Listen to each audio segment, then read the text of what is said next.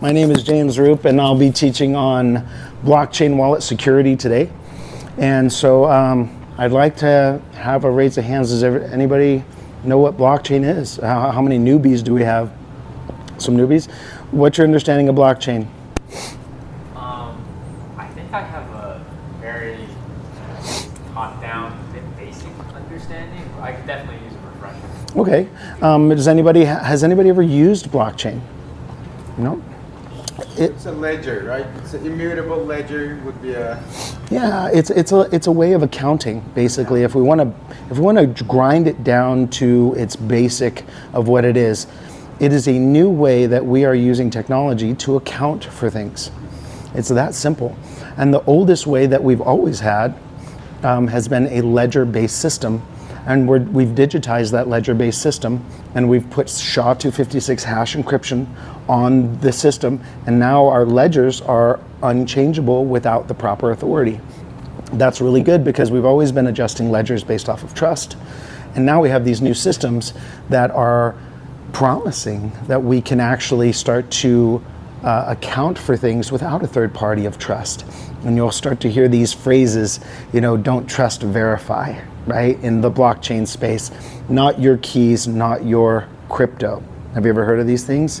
These are phrases that you'll start to hear in this new arena of value.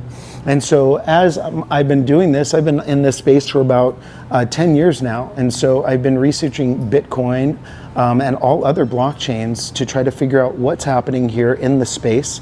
When you take a 30,000 foot view, it gets very confusing because what's happening here is we're seeing a free market.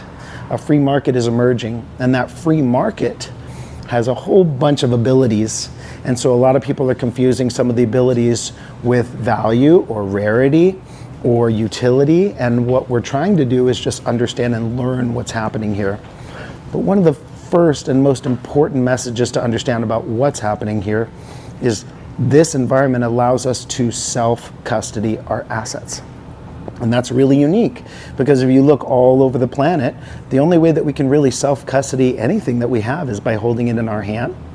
And then if we travel, we risk having somebody to take it or detain it or hold it or secure it against our will.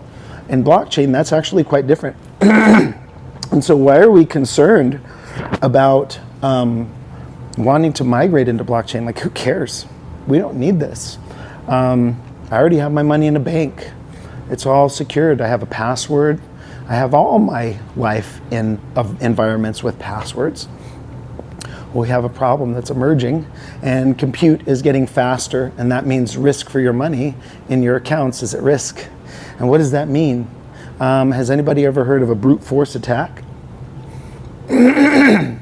So the new processing power of the GPUs that NVIDIA is putting out is pretty powerful. It's actually quite dramatic. They're doing something, what they did was they modified how they could build these chips with AI, and it hyper increased the efficiency and the speed very, very quickly. So fast that in fact, right now, our current environment where we store our value, the entropy actually isn't random enough to protect us against the new compute. What they're finding is when they've run brute force attacks on passwords with 0 or 1 for, or this binary, for 0, 1 for 2 possibilities, with a combination of letters of 4.7 or 47.62 bits, that's 47 characters. This would constitute 8 letters and 8 numbers. So to break this password in our current credit card system, it only takes about 2.5 days, 14 minutes, depending. So all of a sudden, brute force attacks were something that were very difficult to achieve, and now they're near certainty in a very short time frame with our new compute and new processing against our new systems. And that's why a few years ago, if you didn't get the message a few years ago, your bank contacted you. And they said, hey, we need to implement two-factor authentication right away. We need for you to start confirming with us who you are through your phone, because they knew that your password was really no longer sufficient. Okay? So they jumped right on it, which is good. but the entire environment is hackable.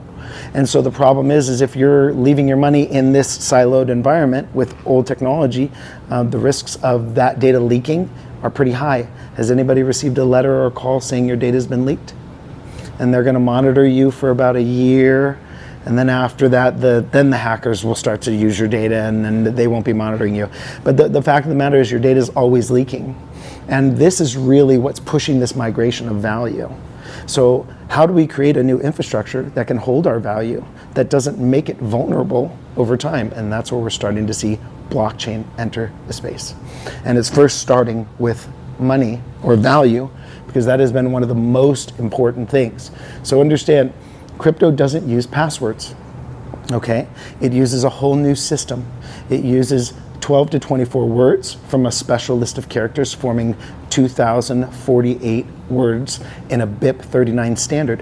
What that means is instead of a 10-word password, you're getting all of these characters strung together, and then that is going to be put in an algorithm to secure your information. Now, when you start to expand out with passwords this long, the combinations are quite ridiculous. And what that means is the entropy, the randomness, how that password was created scales out tremendously into the trillions, which makes the new CPUs and compute impossible to break it. In fact, we were running the numbers, and it would take about two lifetimes, two human, I'm a human and I have a lifetime of 100 years, but two human lifetime spans, like all of history of human, two of those to unlock one wallet if you used our current computational power. So that's good. So what we're doing is we're starting to understand that we need to have entropy, and entropy exists in our world in many different ways. I'm a physics guy, so I have a degree in physics, and so for me, when I thought of entropy, I thought of thermodynamic disorder, how things degrade and break down over time. But in blockchain, it's actually quite different. This means the unpredictable randomness in cryptography and blockchain entropy, and so that refers to the randomness and unpredictability needed to generate these wallets or these seed phrases that make these wallets. And so what we're looking for is we're looking to produce truly random environments in this global blockchain web, and then place our money in that environment. So a lot of people are doing something very interesting. They want to get on board, and so they're downloading a wallet. When they download a wallet, they're either downloading a wallet from a company or an individual that made the wallet, and there's no real way to know that that random generator is actually random. There could be a backdoor in there. They could have altered the algorithm to where they could go back later and reverse engineer all the wallets, right? These are some of the concerns that we're starting to have in the blockchain space. And so creating true entropy and randomness when you're generating wallets is paramount. And so why entropy matters in wallet security? Entropy is the fundamental measure of randomness and unpredictability, the cornerstone of security. There's my wife. Hi, honey. And secure cryptographic key generation in the context of blockchain wallets. The level of entropy used to create a private key directly determines the unpredictability and the resilience of that wallet. So right now, wallets that are generating high entropy sources are far less susceptible to brute force attacks or duplication. A lot of people don't even realize you can download a wallet and you can download a wallet, and if enough people start generating wallets, the chances of a duplicated wallet exists. Now, why aren't we seeing that now? Well, only 3 to 4% of the human population is even aware of blockchain and its existence anyway. So we're not seeing the volume of individuals come in that we're going to see. That means that this is an inevitability. Duplicated wallets on downloaded, pre-constructed items will start to falter after time unless you start to create your own entropy and your own private wallets now. So if you start to create your own private wallets now, then the seed will be so unique because the key is truly unique, it's yours, you created it on the fly, then this won't even apply to you because the randomness will be there. So risks of pre-generated wallets, like we were talking about before. So a pre-generated wallet would be a wallet from any third party, right? Because they built the wallet, they made the GUI, they made the interface, and they put in the algorithm, right, to generate the wallet. And we're curious about that algorithm. So the potential for duplication, wallet generated by third-party services or businesses may be based on predictable seed phrases or keys. We don't know this. It could be predictable, making it possible for them to duplicate or control by malicious actors. So, yes, sir. Pre-generated wallets, like as in like companies like MetaMask. Sure. Those are all pre-constructed wallets. Now, what I'm going to teach you is that you can actually create a wallet for MetaMask, but the root seed is completely unique. You constructed it. You didn't use their algorithm, which means you can still use MetaMask, but your seed is rare, is super rare because you constructed it, okay? So MetaMask is fine. We just don't want to trust the algorithm to generate our wallet. We want to make our own, right? Okay, so lack of uniqueness. So pre-generated wallets may or may not have a sufficient entropy, leading to higher chances of wallet addresses being known or on lists or easily guessed by hackers. Centralized control. Trezor, Ledger. If you've been in this space long enough, you were here when Ledger, the hardware wallet company, made an announcement. They said, we're upgrading our software. We're going to be taking your seed freight off of that hardware device, and we're going to be sharding it into 3 separate companies for you. Well, they just stole your money, because if they have a way to pull off that seed phrase from the device, that's a hack. The whole point of that device is an air-gapped communication between a computer. You don't want any software written that can extract that seed phrase, period. So we stopped using Ledger altogether. Okay, so centralized control. We worry about what they're issuing, and maybe the government will come to them one day and say, hey, you have like 2 billion people on this platform and we need to confiscate all their crypto. They've done it with gold. They confiscated everybody's gold against their will at one point. So don't think they can't turn around and enter a system and say, hey, you are a business and we know you can do this, and claim all their Bitcoin, it's ours now. That can't be done if you start to generate wallets with handmade entropy, because you won't be on that list, right? So exposure to vulnerabilities. Obviously, third-party wallet services have known security vulnerabilities that could be exploited, putting your assets at risk. Remember, blockchain is all about risk. We're looking at how to store our money with the least amount of risk and vulnerability, because the environment's too new. And if we don't understand it and we don't know how it works, then why impose any risk, right? And then lack of transparency. The process used to generate pre-made wallets may or may not be transparent, making it difficult for average users to verify the level of security and randomness. I say average users because users like me, we'll run the algorithm and we'll pull it from Git and we'll test it and we'll see, hey, okay, this is a random generator. I can compare this with another generator. It's totally off. It's fine. But for most people, they're not going to have the talent or tech to do that. So how do we create a random wallet? Well, okay, guys, this is the stuff. We need some equipment and we're in Vegas. So why not get some dice, right? And so entropy is randomness. And so these devices, what they have is a random generator inside of them, random or not. But on some devices, you can actually input your own randomness. So this is an algorithm generator, offline, connected to no computer. I seeded it with a random generator, so I know it's authentic. And then what I can do on this device is I can tell it to generate me a seed. But I can enter dice rolls in here into this actual device as randomness, and so it will start to calculate my dice rolls and create a fully authentic, unique seed based off of my handmade entropy, my handmade randomness. This is a true blockchain wallet. This sucker's unhackable, not connected to anybody, any institution, any business. This is the real way to engage with blockchain. You're never going to wake up and say, oh, Trezor went out of business and everybody's money disappeared. Or Ledger, they finally leaked all of those seed phrases and now your wallet's vulnerable. This is what Satoshi Nakamoto did. When he loaded a wallet with multiple billions of dollars, he made a handmade entropy wallet. This is because that's how it was back then. You always had to do it this way in the beginning. So we're going back to those basics. We're doing dice rolls, physical rolls of a dice multiple times, recording the results. The simple method taps into true physical randomness to generate entropy for your wallet. This is unfakeable, it's unhackable, and it's unknown. If you were to go in a private room and roll dice 140 times, write all those numbers down, and input it into this generator, and then destroy the sheet of paper that created that, There is no way to ever reproduce those 140 rows again, which means nobody will ever be able to find out the root seed of that wallet, which means you can generate a Bitcoin wallet, you can generate a Cardano wallet, you can generate an Ethereum wallet, you can generate all of those wallets off of that root seed that is unknown. And that is power. Okay, so we do dice rolls, but people have done coin flips. That takes forever because I can roll 10 dice at once. You got to do one coin flip at a time. And this is where it gets kind of gray for me. So there's mouse movement patterns. So you take a mouse and move it all over your screen and it says that it's logging the coordinates as random numbers. The computer's doing it, so we don't know. Right, but it's supposed to be random. Also keyboard strokes, right? But we know there's keyboard loggers. So who's to say you're not putting in random keystrokes and somebody's logging those keystrokes and later on they're going to regenerate or try and backtrack on that wallet? We don't know. And then random number generators. Well, we already understand that a random number generator could be compromised, and so we don't want to use that. So the way to do it is a random number generator and then real randomness.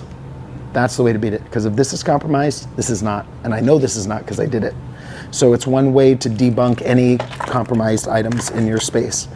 So we want to make sure that we use our random, our handmade entropy is what it's called, and then put it in there and then generate a wallet. And so we prove that when the wallets get handmade entropy, their security skyrockets compared to all other wallets. We're looking in the high 90% of long-term demonstrated security over wallets. Wallets avoidance being on a list. What they can do is they can run a tumbler and they can say, with this algorithm, show me some potential wallets that could have been generated on here. Your wallet will never pop up on any of those lists because yours was handmade. So these are some of the metrics. So it's really highly advantageous to use handmade entropy when you're creating a wallet. And then the long-term value of the unique wallets is obviously the risk of duplication. You're not going to get that duplicated wallet that we talked about earlier. And then you're going to increase your resistance of being on a list, and then improved privacy and anonymity. You guys, you got to face it, blockchain is truly anonymous if it's used properly, but it's also gapingly public if you don't. Because every single transaction will be listed if you're not doing things right. But if you go the private end and you build private wallets and you use chains appropriately, then you can actually be completely anonymous on chain, which is really a value. And then it's future-proof for security, because even if they do bust some algorithm generators, you didn't use it. You used handmade entropy, and so bust, not me. Mine was handmade, right? And so that's super important when we're talking about this environment. So it basically, and I go over this because I want you guys to get the concept. This will be the third time I cover this thought. You roll the dice. You have to roll the dice at least 100 times. If you do it 60, if you do it 90 or less, you risk back the ability for them to back calculate what's happened. But once you go past 100, the randomness, the entropy is so rare, it just exponentially scales and becomes so much more difficult. Yeah. How about those quantum computers in the future? Right. So this is what we were talking about. One of my pictures was showing the supercomputers. And if you were to link all of the supercomputers in the world, that's when it would take two human spans of time, two of those to crack a wallet with all the supercomputers in the world. In fact, somebody even hypothesized if we go mass by compute, if we were to take all the mass of the moon and make that a supercomputer by mass by compute, it would still take a human lifetime, all of human time span to crack a wallet. So it really is just, when you put that many numbers together and then you calculate them, it just becomes too hard to back calculate. The numbers are just too large, which is great. So we roll those dice, make sure we do six-sided dice 100 times plus. I do 140 minimum for certain businesses and certain amounts. I'll do even over that, maybe even 160 or 200, just to create a lot of randomness. We enter the dice rolls into a cold card device. So if you guys ever do a boot camp with me, and if you ever want to get with me and connect, just scan the QR. Takes you right to my schedule, and then we can have a chat over Zoom. I teach people these techniques privately, because that's really the only way to do it. I can't really show you this stuff in a group space, because then everything we're creating is vulnerable, right? And so we sit privately, we go over Zoom, I teach you how to use this stuff. We can or cannot generate a wallet, it's up to you, but understanding the concepts is what's more important. You'll do the dice rolls, we'll convert the entropy, and then we'll generate the 20-word seed phrase. And then once you generate the 20-word seed phrase, you're all set. You plug it into wallet and run your home free, right? No, unfortunately, it's not that easy. So once you generate the seed phrase, that's just step one. What you have is a root seed phrase. Then you have to find the chain that you want to build a wallet on, and then you train that seed phrase to generate for that new blockchain.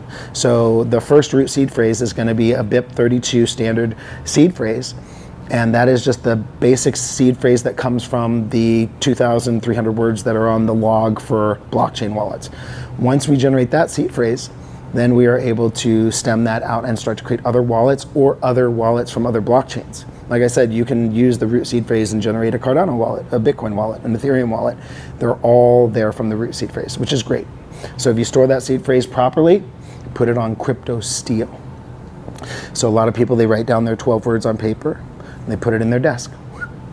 But that's not really how we should do that in this world. There is no customer service. There is no Bank of America rep that's going to help you. There's no US Bank or Wells Fargo rep that's going to help you. You are literally creating this autonomously yourself. You are doing it with nobody else, which means if you don't create proper backups, like a bank would, take the responsibility that a bank would have, you really risk losing all of your money. And we hear about this all the time.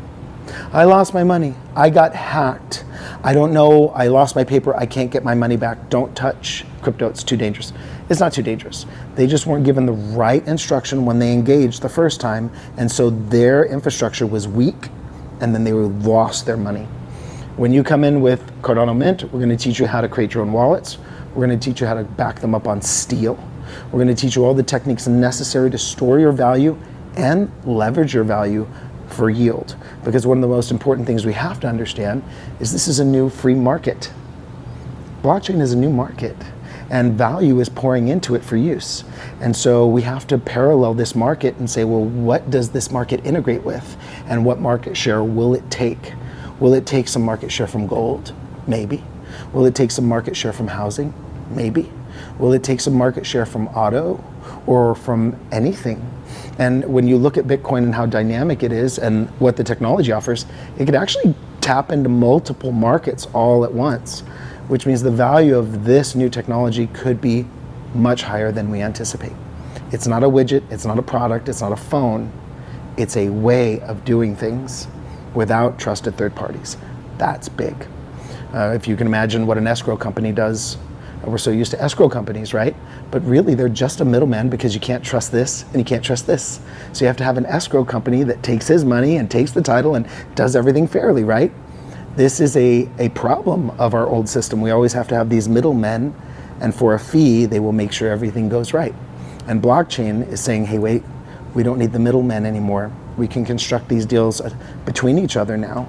We don't need to trust, we can verify. And that is the power. That's why value is starting to truck into this so much, because we're completely cutting out an expense, a delay, a cost, okay? And if you want to simplify it a lot more, this is just technology and innovation. Where's the Blockbuster versus Netflix, right? Blockbusters are gone because they were old tech, old style, old ways. And now Netflix is everywhere. I bet we all have it on our phones or something. At least it's close by, right? Because it's newer, faster, better, cheaper. And remember that, newer, faster, better, cheaper. My one big example that I have is an individual that didn't understand blockchain. And I said, listen, I don't care if you don't understand it. It's happening whether you understand it or not.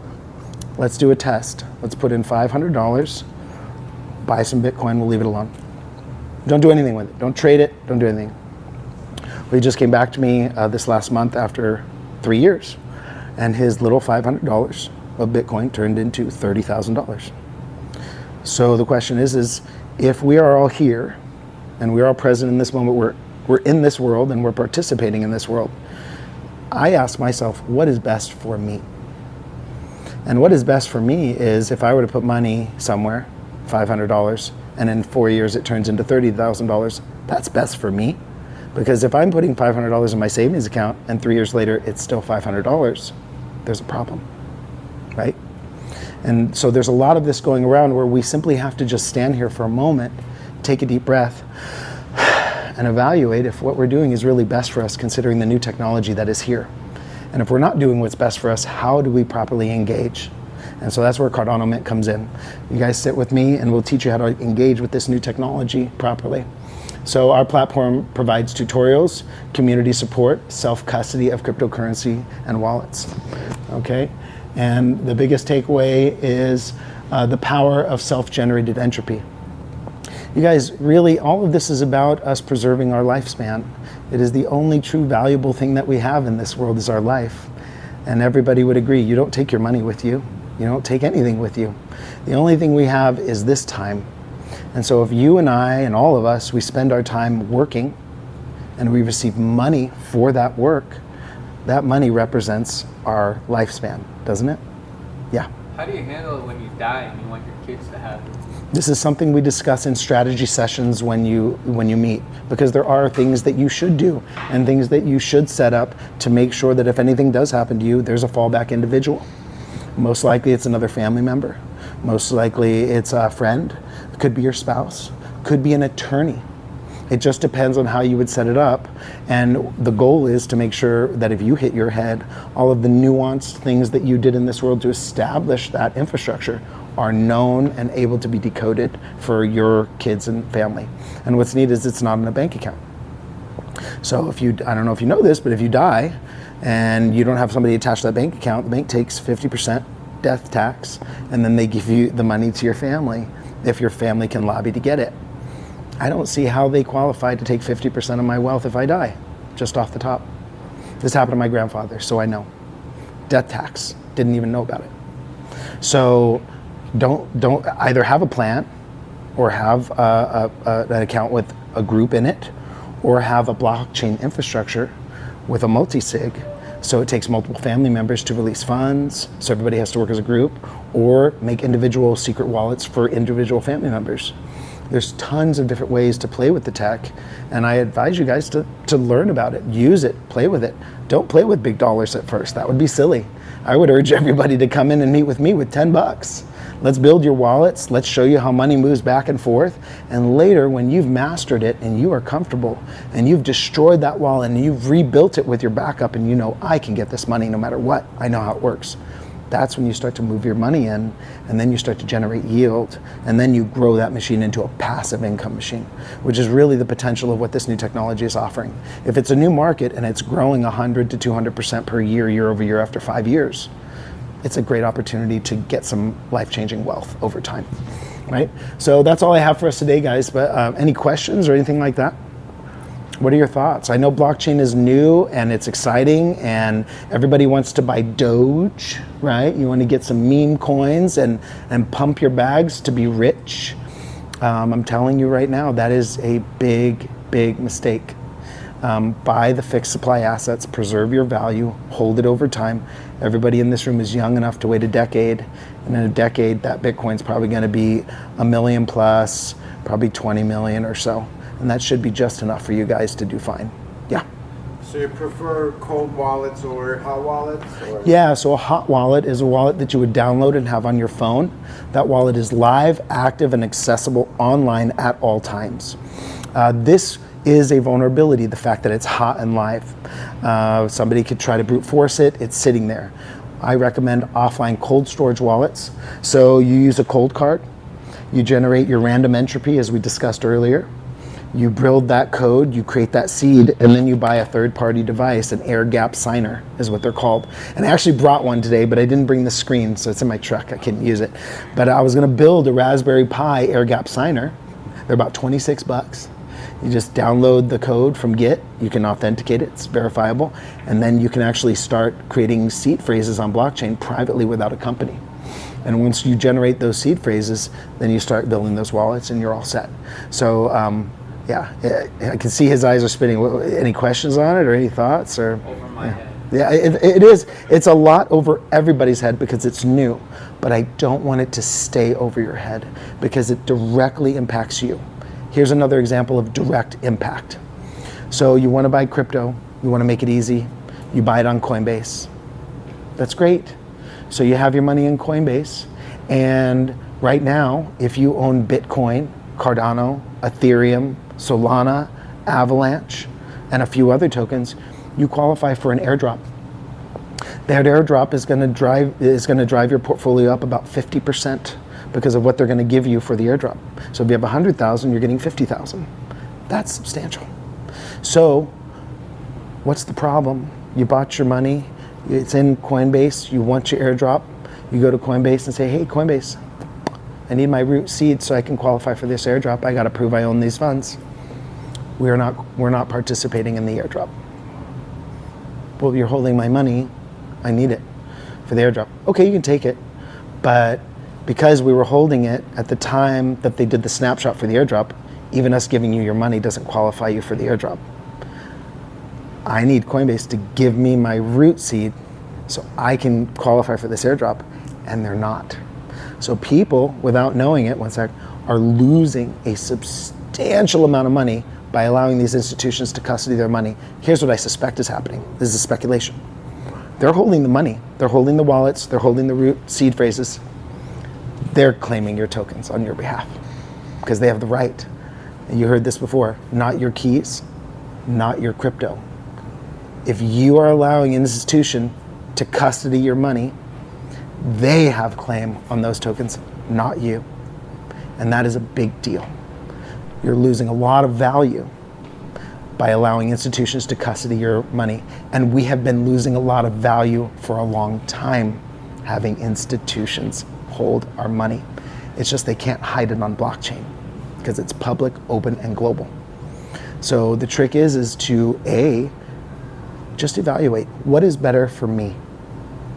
Is it good that I stay in this current system and yield 1% interest, have fees, or is it interesting enough to where I should learn about blockchain, enter the space, and maybe put that $500 on Bitcoin and see if it turns to 30 in the next 5-10 years, just like it did for my friend.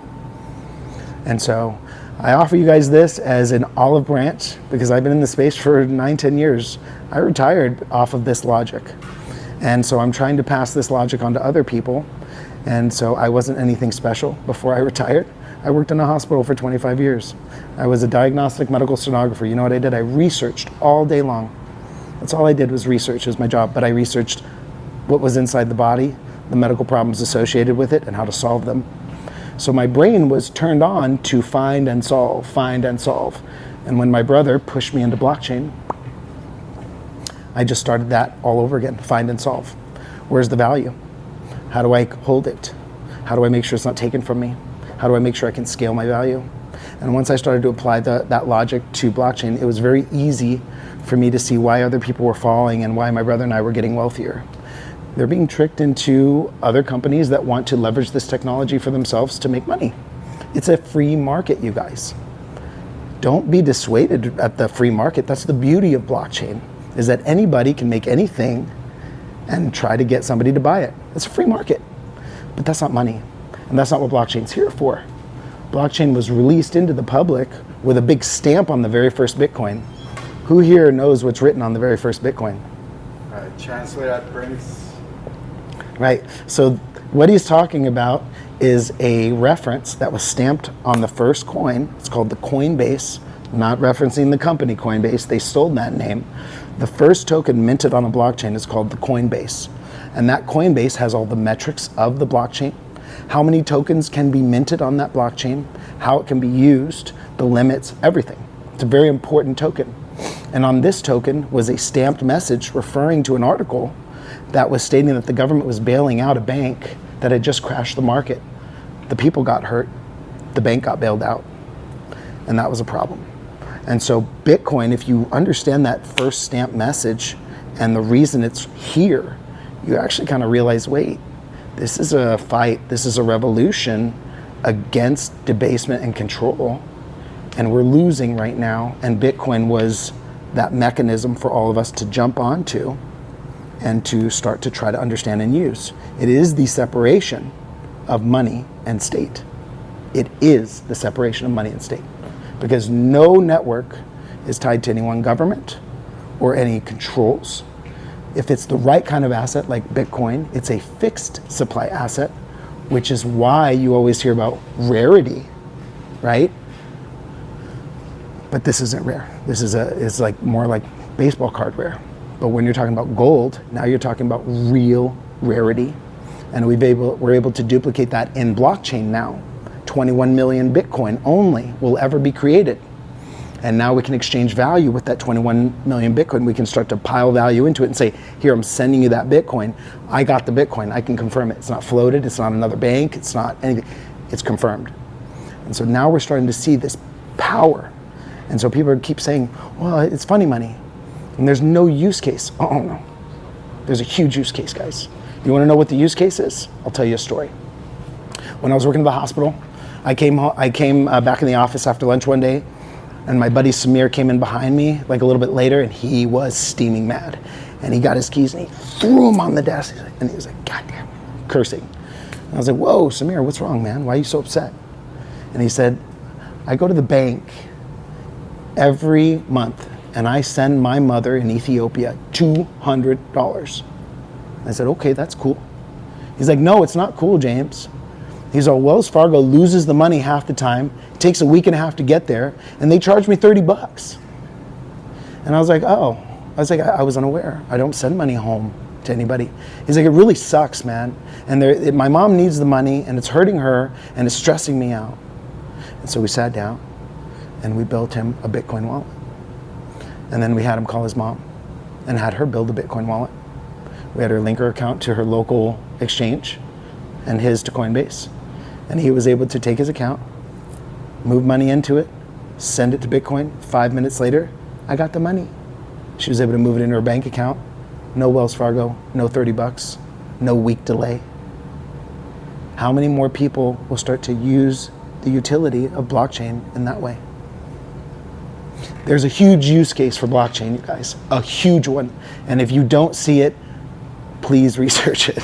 Because blockchain is going to scale, it's going to get big, it's going to get very big, very fast, because it's an emerging market. We saw this before. We saw the emerging market of the gold ETF come out in the 1930s. And gold went up for a year straight, crushing every single market in existence until it settled out into its $30 trillion bed of use. Bitcoin is an emerging market, and it is starting to expand its bed of use. The estimations on how big this will go, because it's more than gold, it's more than jewelry, it's more than circuit boards, it's more than value preservation. It's liquid, it's digital, it's provable. Any one of us could run a Bitcoin node in our home and do transactions directly, literally having a bank in our house that will never shut down. This is a revolution, you guys. It's a money freedom revolution, and it is in our best interest to try to get involved and understand it. And they're not making it easy. I went to the Bitcoin conference. I went to the Cardano conference. I go to all the conferences. Here's what I'm finding when I go. We got this great new product. Bitcoin's gonna be a revolution. Please come on in. Let me tell you all about it. Here's how it works, sir. You get your money, and you come over here to our platform, and you build a wallet. And then you get your money, and you move your money inside our wallet. And then you have all these things you can buy. He gets the scam. You turned your money over to another institution. They're doing it in droves. They don't want self-custody. Why? Because you can double your portfolio that way. You can make it 50% higher with an airdrop, or you can grow your value without any obfuscation or reductions. So Vanguard and all of these, BlackRock, all these guys are going to start holding people's money. Does anybody know what a killer rate of return is on the stock market? People are pulling like 5, 6, 7, 8%. You're sitting in a desk in Wall Street if you're pulling 15%, right? So you're doing super good if you're pulling high end on the stock market there. Well, Bitcoin's growing at 150 to 200% as the market's in discovery, and it'll be in discovery for the next 15, 20 years. So Vanguard and all these guys are saying, hey, we can throw these cats 15% and take 98% on the low. They won't even know what hit them. We'll throw them scraps and we'll get super rich off of holding this new digital asset, because we'll be able to collect the airdrops. We'll get any chain splits. It'll all be ours and then we can just throw them that 15%. They'll think they're acing the stock market as it's crashing, but we'll be double dipping into this new growth market, and they won't even know. So I believe that we should be self-custodying our assets. I believe that the institutions are saying they want us to have it, but they don't. I believe all of these boom and bust cycles that we've seen since Bitcoin has come out, they've been attempts at destroying a free market. I sat with AI and we went over it. We actually couldn't mathematically understand why the first cycle was so dramatic. How did everybody all of a sudden know about Bitcoin and that much money move in? It was a mathematical impossibility between me and AI. We realized it was large retail corporations trying to throw off the market growth and disguise the free market. So it started, everybody got excited. You know how long it took to get Bitcoin when it first came out? Like 15 days. When I was buying my first Bitcoins, I had to go to the bank, open an escrow account, write a letter to China, and then in 15 days, they would deposit my Bitcoins in the escrow account, maybe. Right? So there was impossible for the first bull market to have expounded that much. Everybody get that knowledge, submit letters, get those Bitcoins, buy those Bitcoins. But it wasn't impossible for big government or business to plow through that market, dump a whole bunch of money in, pump it up, and then sell it off. And they did it to the tune of 96%. So the first boom and bust market was an attack on a free market. They piled the money in, they made everybody excited, and then ripped them all off, and then drove it back down. But they couldn't stop it because when the market ended, it was slightly higher than it was previous. So they disguised the growth, but it was still moving up. Second bull cycle, they did something different. They seeded the market, they left 10% in. They flooded it, it went in, but instead of 96% coming out, they only took out 87%. So that means they seeded the market with 10% of their value, and they're patient. Next cycle, 30% seed. This cycle, the drop will probably be only 50, 60%, which is nothing in the crypto world, which means it won't dissuade anybody. It won't fear anybody out. It's just going to be another day in crypto, and it's probably going to keep going because now we have the ETFs, we have the government approval, we have all the bills that they just signed. It's all starting to migrate. So they've been seeding the market for 15 years. They're not going to let it go. They have all that money to capture. And so they're going to capture it from the people that allow custody of their assets, and all the self-custodiers, they'll get wealthy. Just like my friend who put in $500 and now has 30. Imagine if somebody put in $100,000. Imagine if somebody put in $1 million. This is what we're looking at. So don't walk away from the growth. Don't be afraid of the tech. Know the tech, understand the tech. And when you do, you're gonna do far better than everybody else that needs somebody to do it for them. And I'm not saying that metric shouldn't exist. I'm sure grandma has the right to Bitcoin and she should get her 15%, but she's not gonna get all of it, and I think we deserve all of it, right? So any questions, you guys? I know this is kind of like really deep stuff. It's really granular, but I'm here to teach you about what crypto is really about, not the hype. I didn't learn about blockchain from YouTube or from some meme token or something. The reason I learned about blockchain is I was sat down by a 35-year integration specialist, full stack developer. And he said, hey, something's entering our economy and it's going to change the way we interact with money. And I didn't believe him, of course, just like everybody else. But it took me about 3 years to really understand what was happening here. And I had to take my lumps. I had to lose, I had to get proven. And then once I figured it out, I was like, this is obvious. And now when people talk to me about meme coins and all that stuff, I'm just like, please. It has nothing to do with that. Yeah. Is the reason that the centralized exchanges don't give the airdrops is a SEC thing? It's like a regulation thing? You know, we were speculating on that. They should. It's either lack of knowledge or understanding of what's going on, because it's more for their bottom line. Right. I mean, why wouldn't an institution say, hey, you're going to qualify for this airdrop, we're going to bring on 50% of your portfolio, we're going to grow as an institution because of it. So I think it's lack of knowledge. They don't even understand what they're doing as well as they should. But what the problem is with that is they have a fiduciary responsibility to do so, right? So any custody environment by law is required to do whatever they can for maximum profits for the investor. In fact, we've heard this excuse over and over in the stock market, where these companies are destroying retail investors for profits for the people that have bought their stocks, right? Well, we have fiduciary responsibility, so we're gonna blow these guys up and we're gonna make money for our company. They've been doing it for a while. Well, now the tables have turned. Now they have a fiduciary responsibility to give us money where they won't benefit because the money goes to the people, and their hands are up, and they're like, I'm not going to participate in that. So in my opinion, they're violating their fiduciary responsibility, and we should class action lawsuit them. Because I think if everybody was holding their money in Coinbase and they even had $50 and they knew they were going to get 25, they don't want that 25. Let alone the hundreds of thousands or even millions that people are looking at that they're not going to get 500,000 for or $1 million for, right? That's a big deal. So I actually did contact an attorney on this topic. And so he's going to do some research. I'm meeting with an attorney to kind of discuss this because nobody realizes it's happening. And it is really happening right now. There's an airdrop called the Glacier airdrop right now. It just released last week. And it's giving you, if you have Bitcoin, if you have 100,000 in Bitcoin, it's giving you 50,000 in this new token. And if you have 100,000 in Cardano, it's giving you 50,000 in this token. You have 100,000 ETH, it's giving you 50,000 in this token. So everybody's getting some, but, and I self-custody. Obviously, I live by my mantra. I self-custody everything. But I do have a small amount that I keep in an IRA because I said, I just want to make sure I have crypto in some government rails. I diversify. You never know. I called them and they said, no, we're not participating in it. I said, you guys are costing me like $1 million. Yeah, I need you guys to do something about this. Like, give me the root seed phrase, I'll claim it myself. And when they said, look, we're not participating in it, we're aware of it, we're not participating in it, I said, okay, I don't think you're living up to your fiduciary responsibility because you're costing me a lot of money. And so then I called an attorney and they're looking at it now because they agree with me. They're not doing what's best for the investor. They are a custody environment, they're obligated to. History has shown they always have when profits were involved.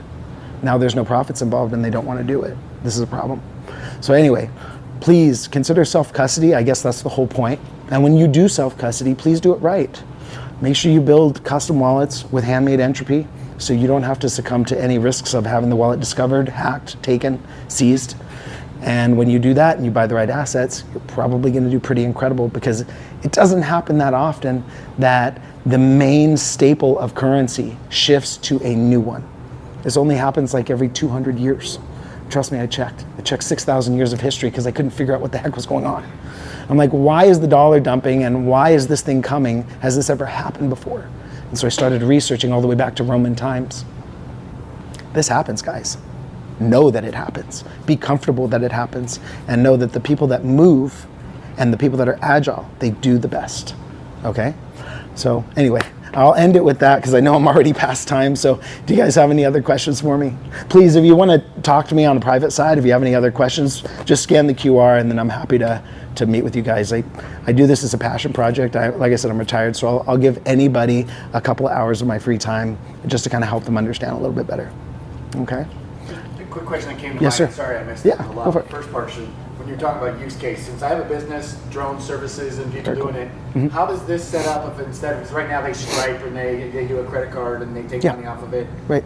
Is there a mechanism now for like a business for them to pay differently, or how does that, or is that way too much for this? 100%. It is not in this arena, but it's a parallel. For businesses, they want to self-custody too, right? Yeah. And so you create the infrastructure, you create a wallet for yourself, and then you, on your website, you can actually download a module that allows people to pour it in their wallet. And so other people that have wallets can go to your website, pour it in their wallet, purchase resources or things from you, and then pull out. They don't need an account. So They don't need anything. Stripe, I don't need them to take Don't need any of money that stuff. off of when they're No. doing the transaction. They're putting themselves in the middle because they know that you don't want to spend the time to sit with me and build your own private infrastructure. But the truth is there's far more value for you if you don't use them. That's all there is to it. Yeah. Any other good questions? That was a great question. Thank you. Yeah. How long would you say it would take to get versed in this? Like, if we followed you and like if we talked to you, how long do you think it would take to get? My boot camp is usually a week long, and we do about 2 to 4 hours per day. It is a long haul. Have your thinking caps on. Be ready to work. We're going to be touching keys. We're going to be touching computers. We're going to be building wallets. We're going to be sending money back and forth exhaustively until you understand exactly how it works and why. Because before you put money in a wallet and build your own wallet, I don't want that to be the first time you've played with the tech. So I have an offline, a testnet environment where it's not real money, it's fake money. And we're able to build wallets together with the same systematic approach. And then we play with these wallets. And then you guys get super comfortable. And then you're like, okay, I got this, I know everything. And then you run, and without my help, you build your own private wallet. You move money into that private wallet. You call me and you say, hey man, I'm gonna send you some money. Okay, cool. And we test out your skills. Because really, guys, the only way to get good at this is to use it. There's no way to get good at it by looking at it. You gotta hit those buttons, you gotta do those keystrokes, you gotta read those menus, and that's your new bank. Just like you know how your bank works, just so you know how your debit card works, just so you know how your PIN works. Move that aside, that's old tech. Learn how this works. This is gonna be the future.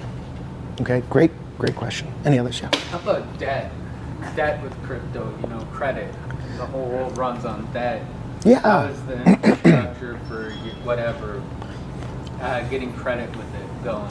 What's interesting is I've actually gotten loans by proving I own Bitcoin. So even before banks were approved, when they saw that I was able to sign a wallet that had Bitcoins in it, they said, okay, you got the loan, that's fine. So with credit, I know there's pliability there between banks. Personally, I've experienced it.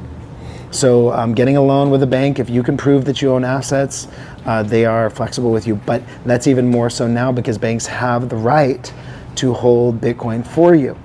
So remember, they just announced on the news, our Fed chairman, Chairman Powell, he made an announcement publicly. He said, hey, heads up, all banks are allowed to hold Bitcoin and crypto for their customers now. That's a fact, that's a law now.